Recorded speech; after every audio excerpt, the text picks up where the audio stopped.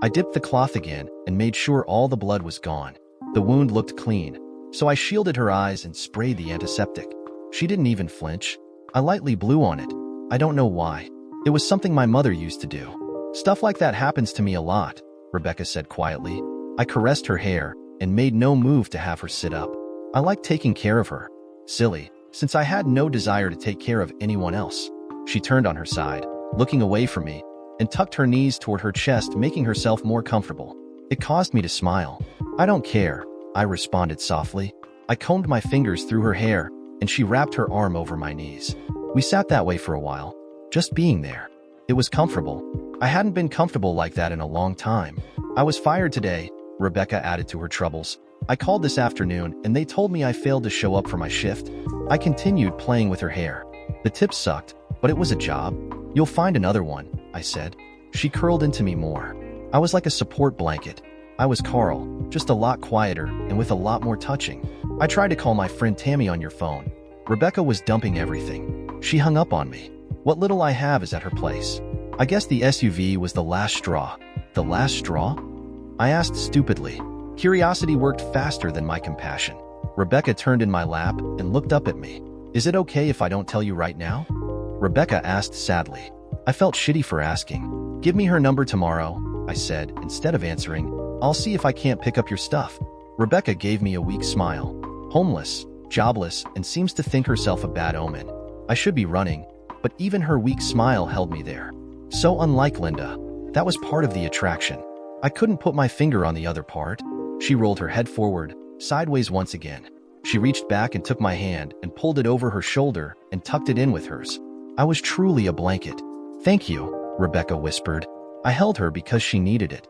I held her because I needed it. I didn't want to be anywhere else. I fell asleep there. Damon. I was startled by Rebecca's voice. I opened my eyes to her wonderful smile. She was still in my lap, though she was now completely on her back. She reached up and wiped the side of my mouth. Shit, I was drooling. I lifted my head groggily. Sorry, I said, and wiped my lips with the back of my hand. I couldn't feel my legs. They were sound asleep. What time is it? Rebecca lifted her head and looked over to the clock above the fish tank. A little after 2. Let's move to your bed. I nodded. I tried to stand, failed, and just straightened my legs to let the blood back in. My brain was still not fully awake. She stood and held out her hand. I took it and stood slowly, then moved my head around, stretching the kink out of my neck. She moved behind me, her hands kneading my neck. I leaned into it. Our bed is over here, I said, walking slowly, trying not to separate from her hands. I heard a small giggle. I shut off the lights and walked by memory into my bedroom. Rebecca following closely behind, her heavenly fingers working my muscles. I stopped by the bed and yawned. There was a dim glow from a street lamp coming through the translucent curtains. I turned, trying to think if I had pajamas. I hadn't worn any in a long time.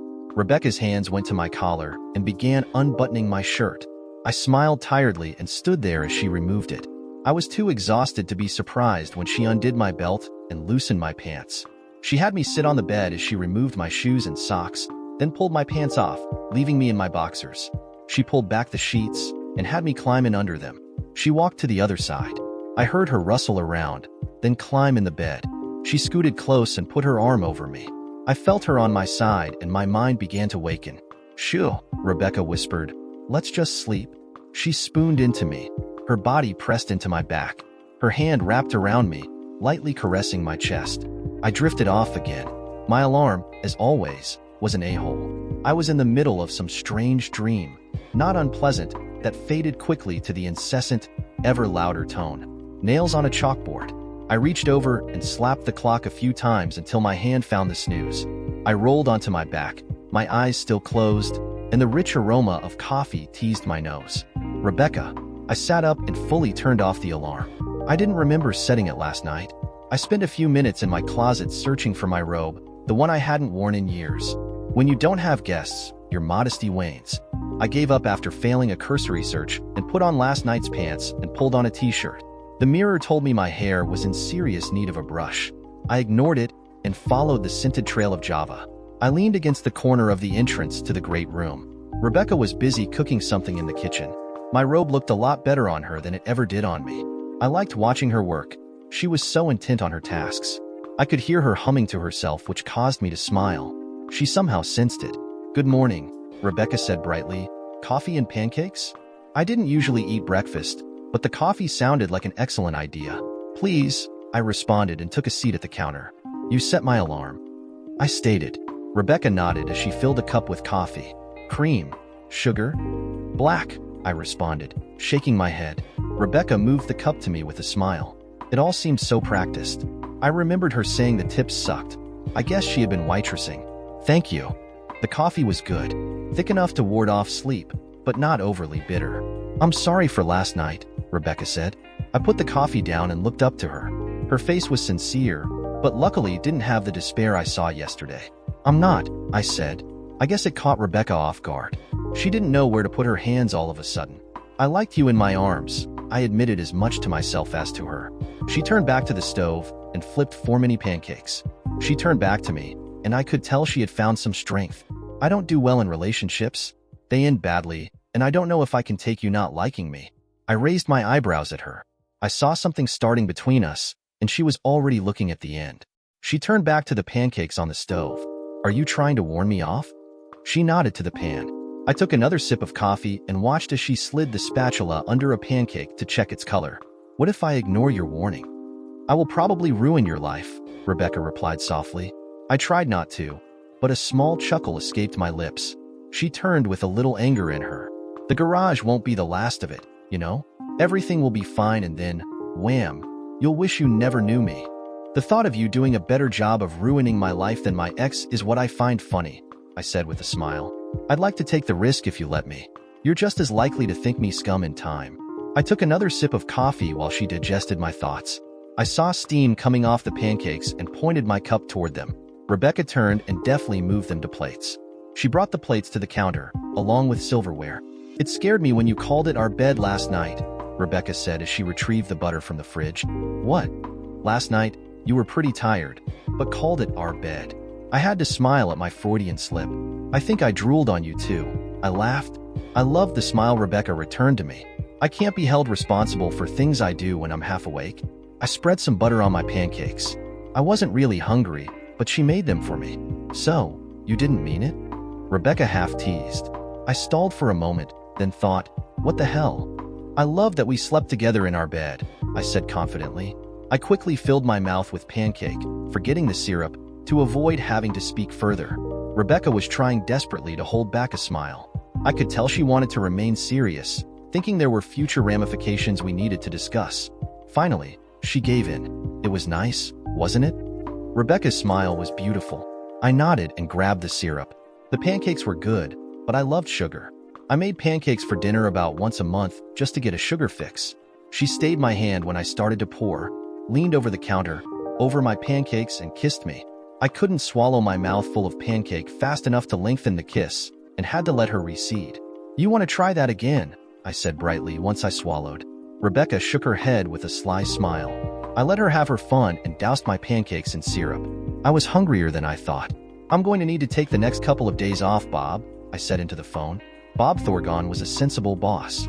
I have had a few who were less than reasonable, but Bob knew I made him look good when I could. The spring on my garage door snapped off and shot through the back wall. The door won't open, and I have to fix the hole. I listened for a moment, watching Rebecca squirm uncomfortably. I think she thought I was risking my job or something. "Sure, I can do that Monday, but I want Susan there. Last time she left me in the dark." More listening. "Okay, see you Monday." I hung up and smiled. "For day weekend. They just let you leave like that? No notice?" Rebecca said, surprised. "Of course, shit happens that people have to deal with," I responded casually. Rebecca must have had some really shitty jobs. They'll just take it off my PTO hours. I'll get paid for the time off one way or the other. I opened the phone book and glanced through the yellow pages looking for a local garage door company. "Hanson's overhead door is really good," Rebecca said. I glanced up and saw her cheeks redden. "I've had a few that needed fixing," she said sheepishly. I smiled to soften her supposed shame. "Hanson's it is then," I said as I found them in print and called. When I had described the problem, they knew instantly what the issue was and were quite familiar with it. I was told they would be out within the hour with a new torsion spring assembly to replace the old extension spring system. I passed this on to Rebecca, who still seemed to think it could only have happened to her. We spent the next hour working the spring out of the wall. It was an awfully greasy thing. We scooted the washer-dryer into the great room to create some room to work. It took only a second for the spring to find its way into the wall, but 15 minutes to get it out without tearing half the wall down. It wanted to catch on the drywall every step of the way since it went in at an angle. It also weighed a lot more than I had expected. In the end, I had a nice 1-foot gash in my drywall. I guess I should be happy it didn't take out a stud. Hansen's was very efficient. They disassembled the door, reset the guides, built a frame to hold the torsion spring assembly, and rehung the door. In the middle of it all, I got my rental car out of the garage. The door was slightly misshapen in the lower left corner, but it was a garage door and you couldn't see the problem from the road, so I decided to live with it.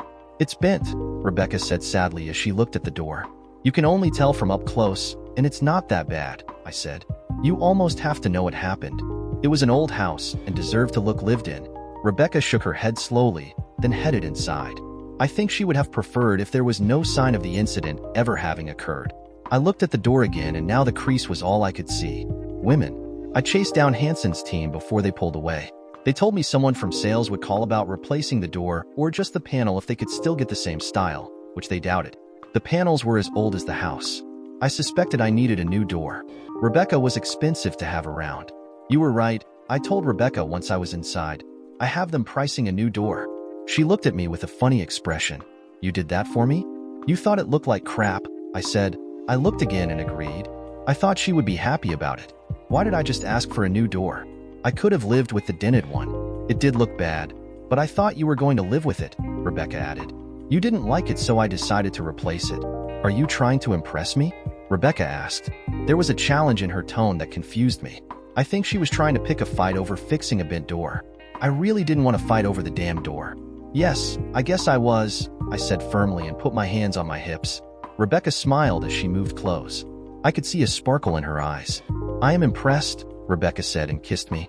This time I didn't have a mouthful of pancake. I wasn't going to be satisfied with a little peck. Not after her bent door teasing. I pulled her into me, our lips at first caressing, then pressing, then sharing. I felt the tip of her tongue tickle my upper lip.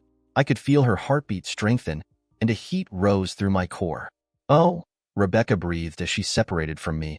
That was more than expected. I wanted to devour her right then. I stopped, not sensing I had permission to continue. It was something in her posture. I dropped my hands to her hips, less aggressive, but still sensual. I didn't want to lose it all. "Too fast?" I asked. "No and yes," Rebecca answered cryptically. "I meant to kiss you. I just didn't think. I liked it more than, we've only known each for a day." Her floundering was adorable. I could see it in her eyes. I was as much an enigma to her as she was to me. I released her hips. There was no danger of losing her right now. "I have to get something at the hardware store to patch the wall. I'll pick up my phone and see if I can't get your stuff from Tammy's." I paused for a moment. "You know I'm going to spend most of the day trying to figure out how to impress you again." Rebecca laughed. "I'll try my sister again," Rebecca said. She looked serious for a second. "I'd like to stay tonight, even if I find her." "I would love for you to stay." I loved her smile. This time I allowed a simple peck. I drove to the phone store first. Life was different without my mobile. It was not unpleasant. I just felt undressed without it. Almost off balance without that little rectangle bulging out of my left front pocket. I was the only customer. It was the first time I had ever been there and was waited on before I could say hello. "We have it in the back, Mr. Richardson." "It will just be a minute," the young techie said before he disappeared into the back room. I walked around aimlessly, looking at a rack of phone covers. I had one once, but didn't like how thick it made the phone. I laughed inwardly, thinking a cover may have saved my phone when Rebecca dropped it. I started to go over to the tablet displays, and my foot caught on something. I absently pulled harder without thinking. There was a slight screech, and I turned in time to see the 6-foot display of hundreds of phone covers fall in slow motion to the floor. My feeble attempt at reaching out to stop it was entirely too late. When it crashed, the covers scattered like scared mice across the floor. 3 of the employees came out of the back room with looks of shock. My foot was still caught in the bottom of the rack, and my attempts to stand the rack back up seemed to be making the problem worse. "I'm sorry," I said quickly. "I'm not sure what happened." "Don't worry, Mr. Richardson," the techie said as he handed me my phone. "We'll take care of this." His tone was condescending, and I was in no position to dispute it. He kneeled down and untangled my shoelace from the stand. The other employees began gathering the scattered cases. "Look, I'm really sorry about this, I repeated. He waved me off without saying a word. I felt like an idiot. The other two were avoiding my eyes. I made my exit, with embarrassment tingling in my spine. I sat in my rental car for a few moments, letting the feeling subside. If anything, I knew part of what Rebecca felt like. It was inwardly painful, burning deep into the mind. Rebecca must be deeply burned inside. I could be her aloe, that much I could do. At least it was nice to have a phone again. The thought made me remember to call Tammy. It was a brief conversation. For a moment, I thought Tammy would hang up on me, but she was willing to allow me to pick up Rebecca's stuff as long as Rebecca wasn't going to be there. I thought it was pretty childish. I intended to tell Tammy once I had Rebecca's stuff loaded. I got the address and disconnected politely. Tammy lived in an apartment complex. She had a place in the back on the 4th floor.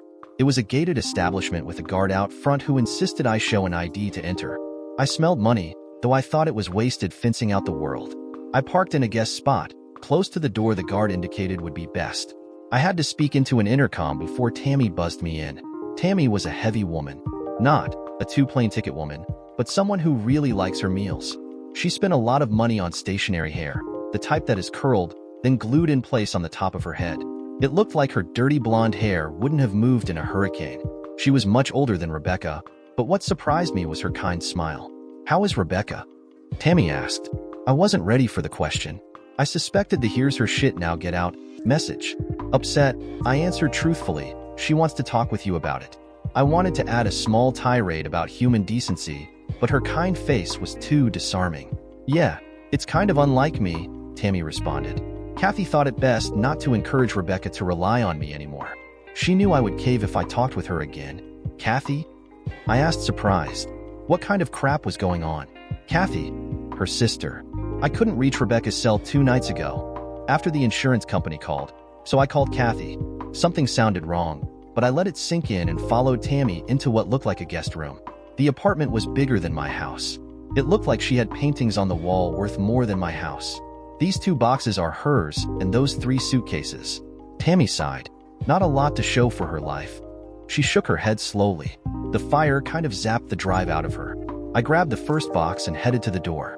"Here, this will let you back in." Tammy slipped her key card into my back pocket since my hands were full. I loaded the first box in the trunk and returned to the apartment. "So, Kathy said you shouldn't talk with Rebecca anymore?"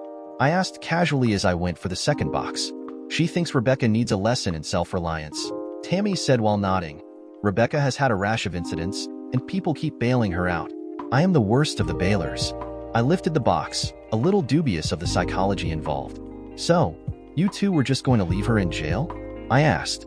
"Jail? No one said anything about jail." Her eyes went wide. "Oh, the poor girl. How long was she there?" "Just a night," I said as I headed back to the door. A few minutes later, I was back up for the suitcases. "I'll call Rebecca," Tammy said when I returned. I didn't know anything about jail. It was the 3rd accident with one of my cars. I was a little angry. I was going to leave the problem to Kathy. She's been taking care of Rebecca since they were kids.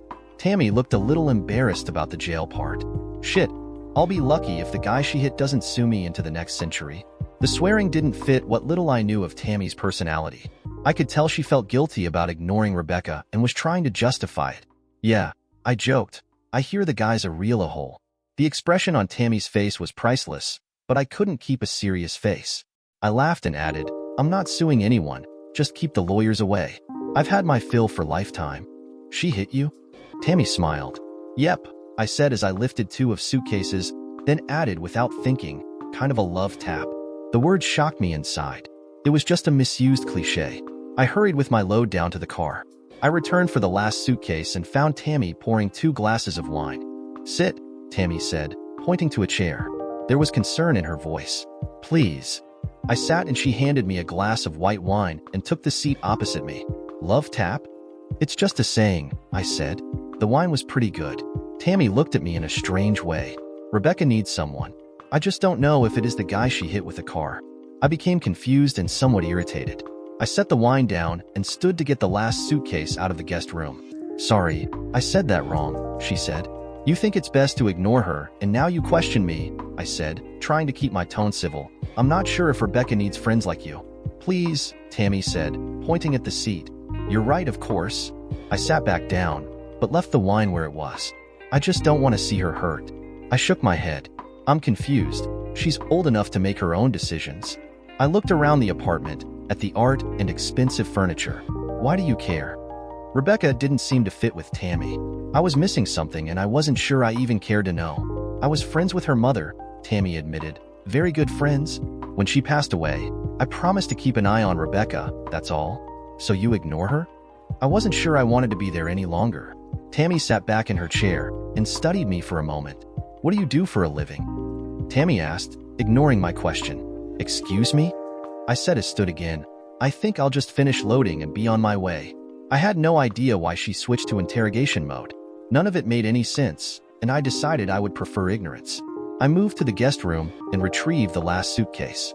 I handed Tammy the key card as I was walking out. Please don't hurt her, Tammy said as she took the card. It was a plea, a desperate one. I looked at eyes that were wetter than they should be. I almost reminded her, again, that she was the one doing the hurting. I thought better of it. I just nodded and headed down to the car. A strange woman, that one. I next went to the hardware store. I talked with someone who seemed knowledgeable and then gathered joint compound, some wood for furring strips, mesh drywall tape, and a quarter sheet of drywall. I had to laugh. The quarter sheet cost almost as much as a full sheet. My mudding skills left a lot to be desired, but the hole was behind the washer dryer. If it wasn't perfect, nobody would know. I came home to find the house smelling like a pine forest. The kitchen was sparkling clean. I could see myself in the stainless steel handles of the appliances. I called to Rebecca and heard a weak reply from the bathroom. I found her there, inside the shower scrubbing away at my years of hard water stains. What are you doing? I asked. Rebecca was wearing another of my old t-shirts, and I could see she had worked up a sweat. She smiled when she saw me. I'm just repaying your kindness. Besides, your bathroom was a little gross. You don't have to do that, I said, as I looked at the gleaming sink and pristine toilet. I couldn't remember the last time the shower doors were fully transparent.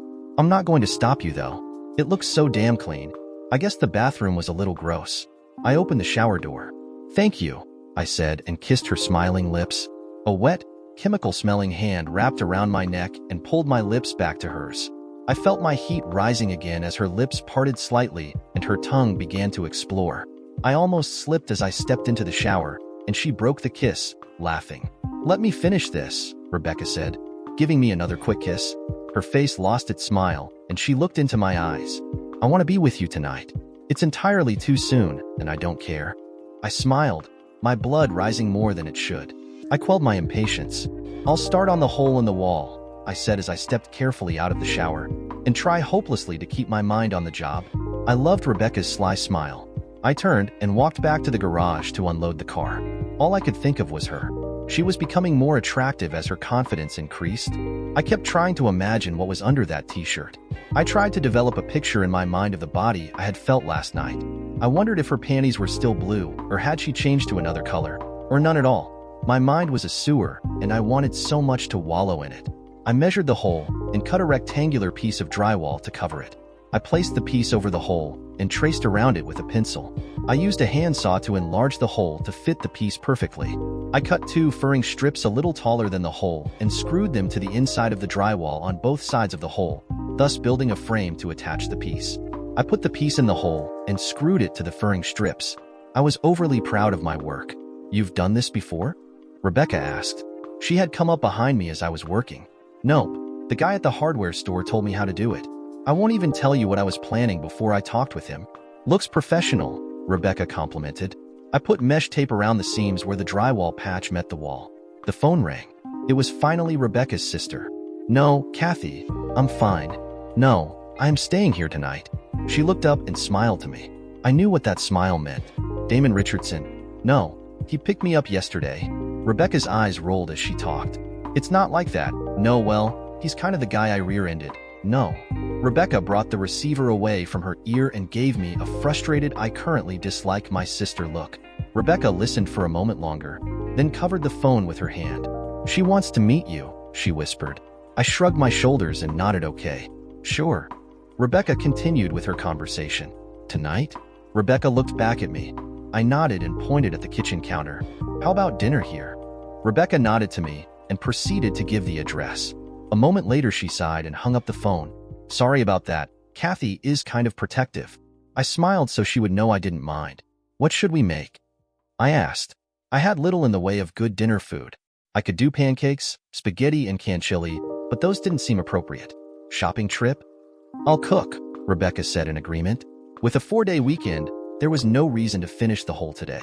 I cleaned up the mess, covered the half-repaired hole with the washer/dryer, and took Rebecca to the grocery store. Some women brighten when you take them to a jewelry store, while others find a shoe store the greatest experience. The grocery store was Rebecca's destination of choice. Her whole demeanor changed when the doors swished open. She didn't even turn around to look at me when she pointed at the carts. I grabbed one and followed her. Rebecca was a closet gourmet, and I was her lackey. Watching her shop was simply amazing. Her brain held some menu, and she seemed to know exactly what she needed. She grabbed some lettuce, butterhead, and red leaf. I pointed out the convenient bags with lettuce already ripped into nice, edible bites. Rebecca laughed, not with me, but at me. She gave me a quick kiss to soften the chastising. She gathered some red cabbage, raisins, walnuts, and a small container of raspberries. Not the iceberg and ranch I was used to. I always liked raspberries, so I was going to remain open to the strange salad concoction. We picked up a 2-pound sirloin tip roast. She added cayenne pepper and olive oil to the cart. I was informed I already had the other necessary ingredients. I knew I had one at home, though I don't think she meant that. We had to go back to the salad dressing aisle. It seems we had forgotten red wine vinegar. I was busy reading the vinegar label, wondering why it was so special, when I felt a pair of arms circle me from behind. A pair of happy lips kissed my neck. "Thank you," Rebecca said softly. "For what?" I said, hoping she wouldn't let go of me. "Everything and allowing my sister to come for dinner," Rebecca whispered. Her lips tugged on my ear and her hands caressed my chest. I almost dropped the vinegar. I tried to turn in her arms, but she released me and took a step back with a devious smile. "You're teasing me," I warned with the best intentions. "Yes," was all she said, though her eyes made promises. I laughed as she took my hand in the cart and headed to the checkout lane. She was watching me, her eyes alive, as she drove the cart right into a corner display, and a tower of cereal boxes came tumbling down. Not just one or two, but the whole damn rack. I watched life drain from Rebecca's face and her confidence fly away. I thought it would be fleeting, but it lingered past a second, and I saw lines begin to form around her eyes. Her body jerked when the rack hit the ground. People turned and Rebecca began to recede into herself. It physically hurt to watch those few seconds. My muscles strained and my throat thickened. I could not let it continue. I pulled Rebecca into my arms. She didn't struggle as my lips found hers. My intent was to be there with her and let her forget. It only took a moment as the grocery store faded away. Her hands found me and pulled me closer. I drifted with her, her soft lips embracing mine, through a world of our own making. She returned to me, stronger and more alive. "Excuse me, sir," a man in white smock said to get my attention. I separated slowly from Rebecca. Her eyes were sparkling, and my heart leapt to see it. I looked to the man, a grin glued on my face. "Sorry, I was distracted," I said. "The cart kind of got away from me." The man looked between Rebecca and me and smiled. Rebecca's arm wrapped around my waist, and she leaned her head on my shoulder. She felt so comfortable there. "No problem, sir," the man said on the verge of a chuckle. "If you pull the cart back, we'll get this cleaned up." I pulled the cart back as the man gave me another look. It was the "you lucky son of a witch" look. Damn right, I thought. The house smelled delicious. There was an exquisite smell of slow-cooked meat hanging in the air. My mouth had been watering, and Rebecca wasn't letting me near my own kitchen. It was strange that I was letting her do it. I actually liked the idea that she had claimed a domain and declared herself dictator. I enjoyed the confident Rebecca. "That smells wonderful," I complimented as I sat on the other side of the counter. "You would make a good chef." "That's my dream," Rebecca admitted. "I always end up waitressing in the end." It wasn't depressing sounding. She was just stating fact. "Start your own restaurant," I continued as Rebecca placed the lettuce she was tearing into a big bowl. "Kind of need money for that," Rebecca said. "$500,000 just to build it, and half that again to keep it going the first year." She had put some thought into it. I don't even think I could help her borrow that kind of money. Maybe, before the divorce, but now I was lucky to get a good rate on a car loan. The doorbell rang and ended the discussion. Kathy was much older than Rebecca, and I couldn't see much family resemblance. Kathy's expression was severe when I greeted her. I felt I was being analyzed, and it was a foregone conclusion I would be found wanting. Her face brightened when Rebecca came out of the kitchen to welcome her. There was something about Kathy I didn't like. I had expected to be vetted by her and knew that wasn't it. Something was off. Her sudden change when Rebecca appeared didn't feel genuine. Their age difference was disturbing, and I disliked the way Rebecca seemed to defer to her with her posture and altered mannerisms. It was not a good start, so I decided to let my reservations go and begin anew. "I am glad you're here," I said, smiling. "Rebecca's cooking has been teasing my nose for over an hour. I wasn't sure I could hold out much longer." "She cooks for you?" Kathy questioned in a less than a friendly manner. Rebecca didn't seem to notice the tone. I, on the other hand, did. "It's kind of tough to stop her," I responded in a neutral tone. I was done with being pleasant. It took me less than a minute to decide this was going to be a long dinner. I reminded myself to not be unpleasant. The last thing I wanted to do was to come between Rebecca and Kathy. I sensed Kathy didn't have the same fears regarding me. Rebecca pulled the roast out of the oven, and I no longer cared what Kathy thought of me. It was a wonderful-looking piece of meat. I don't think I really appreciated my oven enough. Rebecca lifted it out of the Dutch oven it had been kept warm in, with a large fork and knife. I could see the pride in her eyes as she handed the platter to me to carve. The rub she had put on the meat increased the savory smell. I could almost taste it with my nose. I began to cut into the meat and suddenly felt like my father at Thanksgiving. The whole situation felt domesticated. I looked up at Rebecca's smiling face, my barbecue apron around her waist. The ultra-clean kitchen, memories of her cleaning the bathroom and grocery shopping had snuck up on me. 3 days after my divorce was finalized, and I was feeling way too comfortable with another woman in my house. Rebecca saw something in my face. I could see worry building, so I shook off my thoughts and added a smile for her. Kathy seemed to miss it all. I cut into the meat and found perfection. It had a warm pink center and the juices flowed. I had to give Rebecca credit. She could cook. I left the A1 in the fridge. "So, what do you do for a living?" Kathy asked me as dinner progressed. I was chewing when she spoke. The meat was almost melting in my mouth. Maybe the domestic thing wasn't so bad. "I work for Bradford Insurance and Casualty," I answered once my mouth was free. "I work in the computer department. I usually don't go past that much." A fuller description bordered on boring. "How long have you worked there?" Kathy continued her interrogation. I guess being Rebecca's only family, it was her right. 9. "No, 10 years now," I replied as I stirred my salad around a bit. I was looking for more raspberries. The dressing Rebecca made went well with the raspberries and nuts. Not a mix I would ever have thought of. "Do you aspire beyond insurance?" Kathy continued. Rebecca surprised me by scooping some more raspberries out of their container and into my bowl. "Mind reader. There's a career path there," I answered after smiling my thanks to Rebecca. "I am vested and happy, so I see little reason to move on." "Must not pay well," Kathy said with no reservations as she looked around my small house. My first thought was death by fork. I pulled back and decided the whole truth was necessary, lest she find out from a different source. I went through a protracted divorce, I confessed. It took a toll on my finances. "Everything is stable now?" "You were married?" Kathy asked with disdain, while looking at Rebecca. I guess she suspected Rebecca to be shocked. Rebecca just smiled softly and nodded. "Yes, for 9 years," I replied, then quickly added, "We were separated for the last 4 years. It was finalized a few days ago." You do move fast," Kathy said. She quickly filled her mouth with salad, as if the comment was an inconsequential afterthought. "Stop it," Rebecca said forcibly, staring at her sister. I was glad it wasn't a spineless relationship. In fact, it made me feel better. I didn't like the idea of a helpless Rebecca. I smiled and decided to defuse things before we sank into a series of jabs we would regret. "Kathy is just worried about you," I said nicely. I don't blame her. I just defended Rebecca's sister for questioning our relationship. Everything was moving at breakneck speed. I put some more roast in my mouth to give me time to think. I was letting things get defined by default.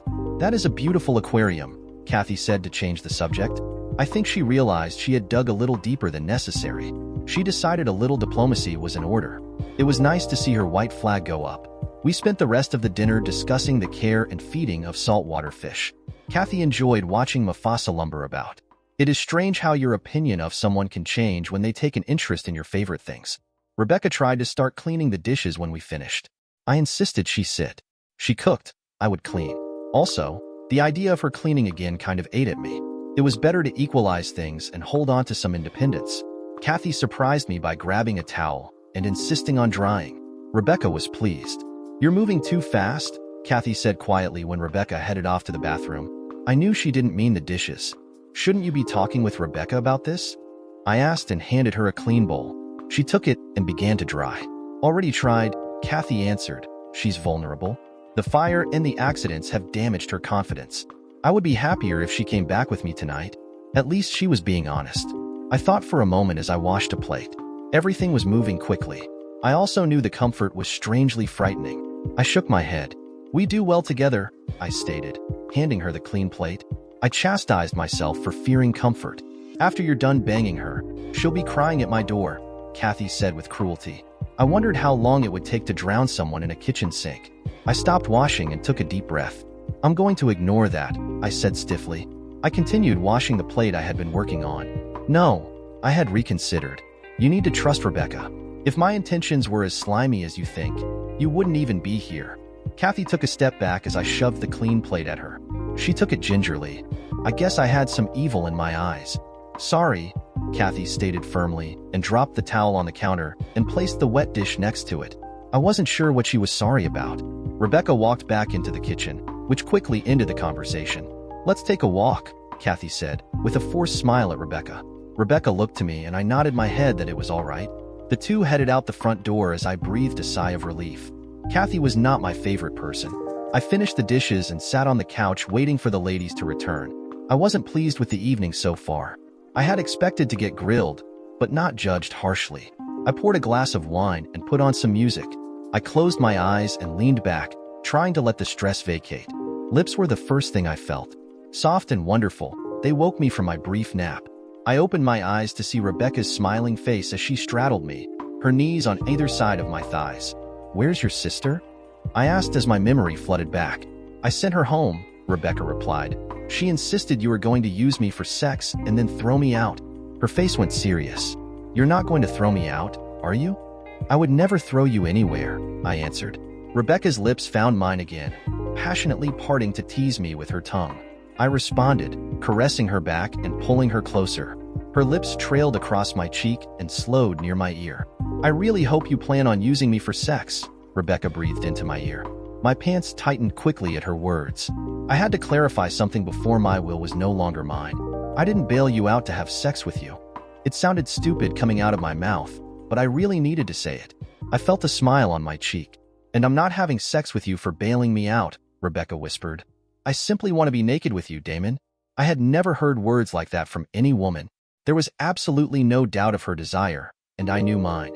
My meat was straining as I pulled her lips back to mine. I devoured them as I desperately pulled her shirt out of her pants. She laughed and helped me pull her shirt over her head. Her bra was next.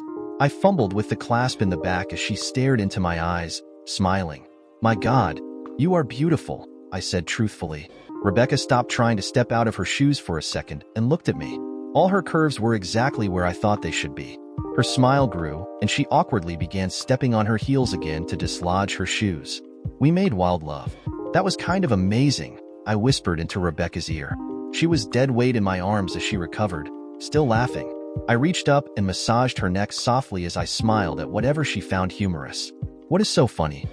I asked. My sister, Rebecca said as she sat up. She kissed me deeply. She said we weren't compatible, that it would be boring.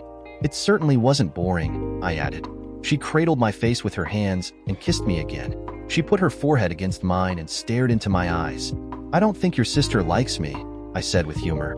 Rebecca smiled, moving her hips up and down, teasing me. Ignore her. I am. She just wants me to move back in with her. The thought of Rebecca possibly leaving struck me harder than I expected. I didn't have the right, but at that moment, I was in my personal heaven and didn't want it to stop. I don't want you to leave, I stated. It sounded more like a plea than the request I intended. So, you like using me for sex? Rebecca smiled. I think you used me. I laughed. My mind flirted with the desires I fully intended to deploy if she decided to stay. You do like using me for sex, Rebecca stated. Her eyes were sparkling. Yes, I admitted, very much. Rebecca hugged me close like she intended to never let me go. I let my fears go as she held me. I decided to ignore self-imposed waiting rules. I liked her more than I should. I truly didn't want her to leave. I had made love to a woman with the lights on. Twice. I had done that only once with Linda. With Rebecca, it seemed natural. Rebecca was so unashamed about her body. Nature was just nature around her. She held no concerns about sharing herself with me. I was more than satisfied to just have her near me. I really didn't want her to leave. I want you to stay here with me, I said firmly. Ask me tomorrow, Rebecca responded, smiling. When I have clothes on, I chuckled at her sensibility. My request will stand, I smiled. But for you, I will gladly ask again tomorrow and the next day if necessary. I already knew I wanted her to stay, naked or not. It is too fast, Rebecca stammered. It wasn't fear. It was the same confusion I felt. It was entirely too fast. It was also entirely too strong. It was also all I desired. I sliced some of the leftover roast into small pieces. I had woken up before Rebecca and had a desire to make her breakfast. Making omelets was the one cooking skill I possessed. I had no idea if a steak and egg omelet would excite her taste buds, but it had mine watering. I had the pan warming on the stove at 3 on the dial. Cooking omelets was a temperature game. If you got it right, you had firm yellow eggs encasing the guts. If you got it wrong, the eggs turned brown or were runny. Neither was very appetizing. Good morning, Rebecca said sweetly. She had snuck up on me. I looked up at an angel in another of my t-shirts. Her hair was going every which way but where it was supposed to go. My heart leapt at the sight. No sunrise could compare to her. I dropped the knife on the cutting board. I want you to stay here with me. I repeated my request from last night. Rebecca wasn't fully dressed, but I desperately didn't want to forget. Okay, Rebecca replied with a smile. That was settled, so my apprehension died away. Good morning, I said, pointing to a stool. Coffee? Please, Rebecca answered as she sat down. I'm making steak and cheese omelets, I added as I moved to the coffee pot. Sounds delicious. I love you, I said stupidly as I poured her a cup of coffee. The silence frightened me for a second, and I turned to find her only an arm's length away. Her lips answered me. Words were no longer necessary. The world made total sense. Rebecca and her sister had a rather heated phone conversation after lunch. I left Rebecca to argue with Kathy, not wanting to get in the middle of two sisters. I already picked the winner anyway. Instead, I went back to fixing the hole. I put a layer of mud over the mesh tape on the drywall. I was rather impressed with my work. I went into the garage and duplicated my efforts on the other side of the wall. I had to shift some insulation around to try to preserve the thermal barrier. Other than that, it worked out as well as the inside had. Very nice, Rebecca commented, as I finished the mudding in the garage. She was still wearing only the t-shirt she donned this morning. Kathy still upset? I asked, knowing the answer. I was rather surprised how adamant her sister had become. It seemed so out of character for a sister to carry it so far. She'll live. She played the mother card, and it failed, so she's pouting. The mother card? You know, how disappointed my mother would be if she were alive today. That type of bull. Rebecca said offhandedly. Was your mother like that? I don't know, Rebecca responded softly. She died giving birth to me. I heard a little sadness in her voice. Kathy was trying to be Rebecca's mother and doing a lousy job of it, but I suddenly had some sympathy for her. Kathy raised you? I asked, putting down my tools and moving toward her. I realized I knew so little about Rebecca's life. Yes, Rebecca answered, pulling me into a loose embrace. She was already in her 20s when Mom died. I think I was an accident, she chuckled. I kind of still am. The sadness was for never knowing her mother. I always wondered if I would have been different if she hadn't died. Then you wouldn't have rear-ended me, I said, smiling. Rebecca's hands dropped down to my hips and she squeezed. I do like your rear end, Rebecca joked. She was in a playful mood. I was hit with a wonderful desire to see her squirm. I quickly put the lid on the drywall mud and grabbed Rebecca's hand. She followed me willingly, her smile indicating she shared my desire. I brought her into the bedroom and pulled the t-shirt over her head. I was wrong. She wasn't naked underneath. She was wearing a pair of baby blue panties. She saw where my eyes were looking and turned. You like my blue butt? Rebecca insisted, as she wiggled her butt at me. I saw you checking me out that first night. I laughed and slipped my thumbs into the elastic and helped her shimmy out of them. With a little dominate revenge, I pushed her lovingly onto the bed. The session was amazing and I had never been that happy. I have fears, Rebecca said. Honesty was in her eyes. I am scared I will hurt you one day. I don't think I could handle you hating me. I was saddened that she still thought herself cursed. I wished I could just reach into her and yank that idea out of her. I could never hate you, I said softly. Linda flashed in my mind. I wondered if I felt something similar with her when we first met. I didn't want it to be a lie. It won't be on purpose, Rebecca continued. I want you to know I would never hurt you on purpose. I wanted it to stop. She was admitting defeat before battle was even envisioned. I pulled her lips to mine and tried to love the thoughts from her mind. For whatever may happen, I whispered in her ear, I forgive you. I felt her smile form on my cheek. Her hand began stroking me, and her lips nibbled on my neck. I sucked in my breath, not expecting the passion to continue. You're a fool, Damon Richardson, Rebecca breathed. My lovely, lovely fool. The feeling climbed quickly, her breathing so close to my ear, her soft hand and the love I felt. I love you, she whispered. She was mine. Joy and passion exploded in me. What a lovely mess it was. My phone rang during dinner. I was going to take Rebecca out for dinner, but she preferred to cook. She found some fresh halibut at the store and masterfully created a peach and pepper salsa for it. I thought it sounded ghastly. I tried it out of love. It was to die for. Rebecca was born to tantalize taste buds. I looked at my phone and saw Which Barrow as the caller ID. I quickly answered, kicking myself for not changing Linda's contact info back. You didn't call me back, Linda started. Not even a hello. Nope, I answered. I knew the one-word response would piss her off. I don't know why that pleased me.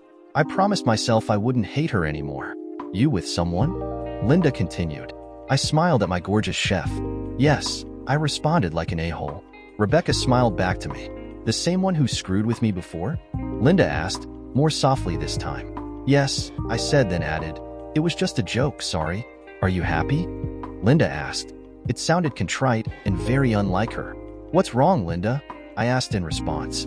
You can't live with someone for years and not know when something was off. Rebecca's eyes widened when I mentioned Linda's name. I feel like shit, Linda admitted. I had so much anger and now, well, I regret most of it. I wondered what parts she didn't regret. I want to make sure you aren't wallowing in it too. She would never come out and ask. It just wasn't her way. I forgive you, Linda, I said, and I hope you feel the same.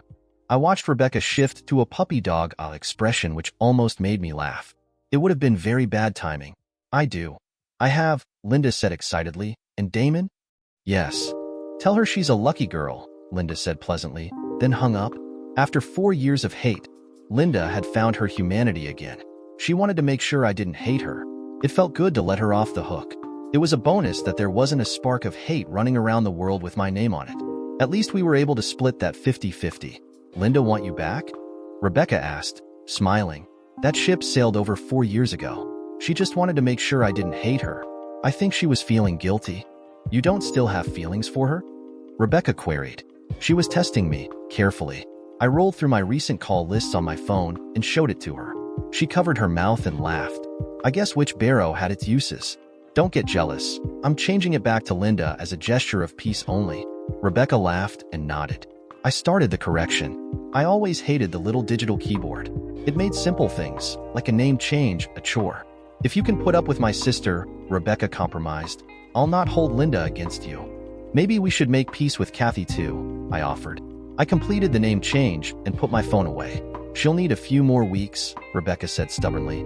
She's convinced Tammy that you're no good for me. Tammy called you? While you were in the bathroom, Rebecca replied. They both think I'm your sex toy. I smiled and bit my lip. I was about to say how right they were, but thought Rebecca might take it the wrong way. Male humor didn't always translate well across gender boundaries. She said she was good friends with your mother. I fed Rebecca, trying to find out more about her life. I didn't want to force direct questions. Rebecca didn't seem fully comfortable with her past. I certainly didn't want my curiosity to ruin things. That's what I am told, Rebecca continued. She always seems to be there when Kathy and I need her.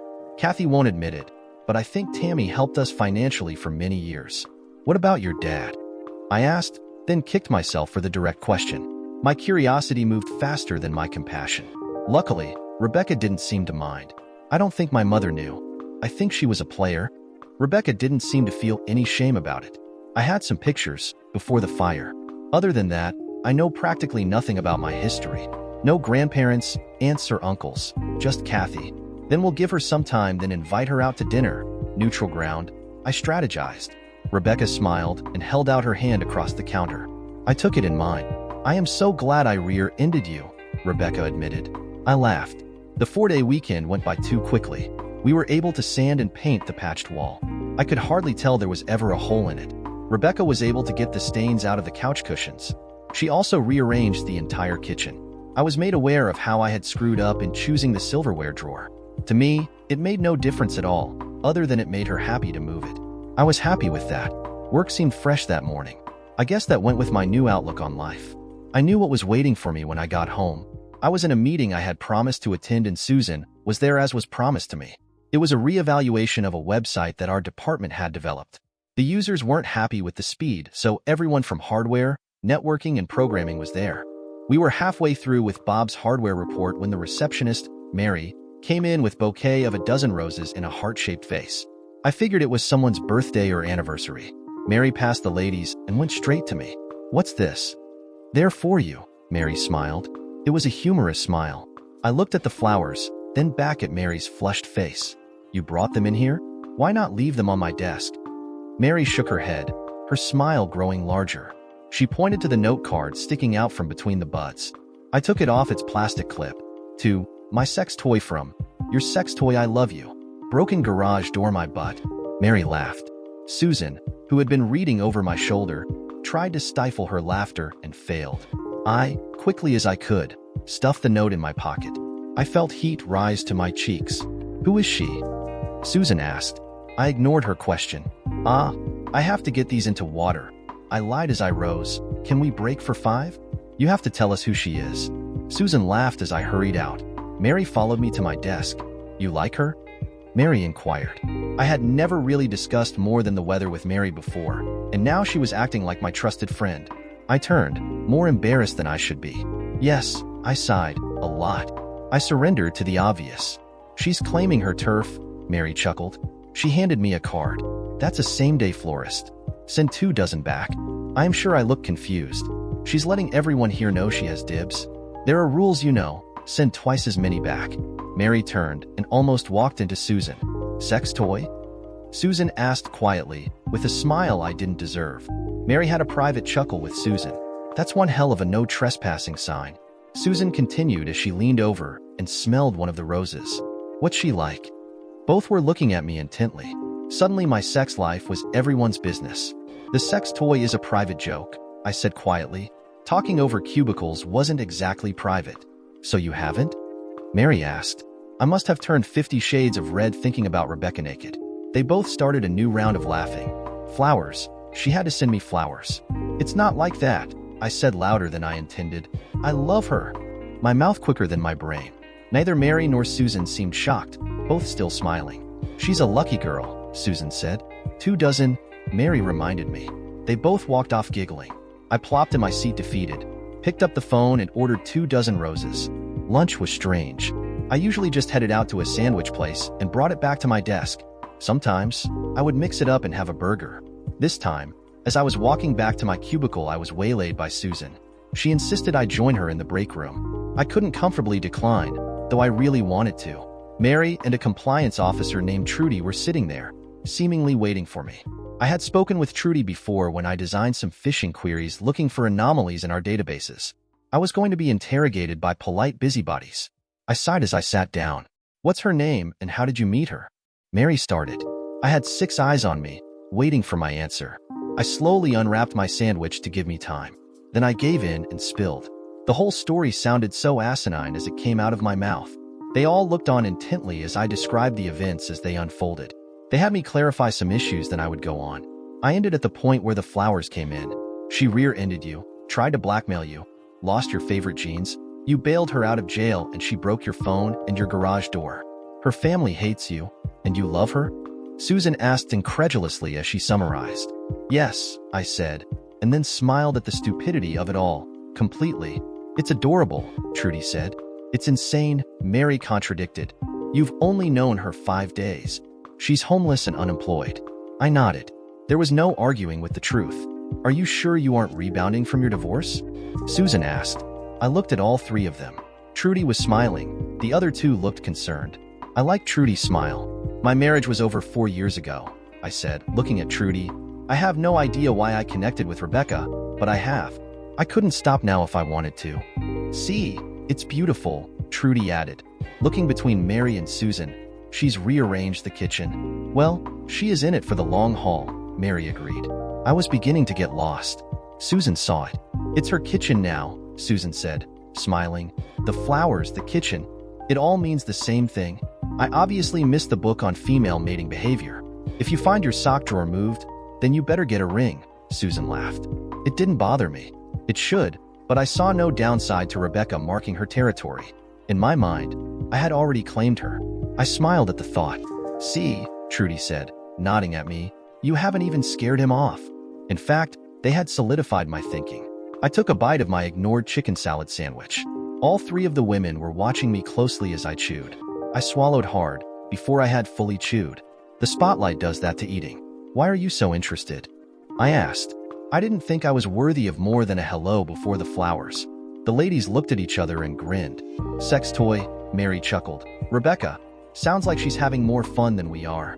My cheeks got warm and I took another bite of my sandwich and tried to look away. I think they enjoyed my embarrassment. Does everyone have to know about that?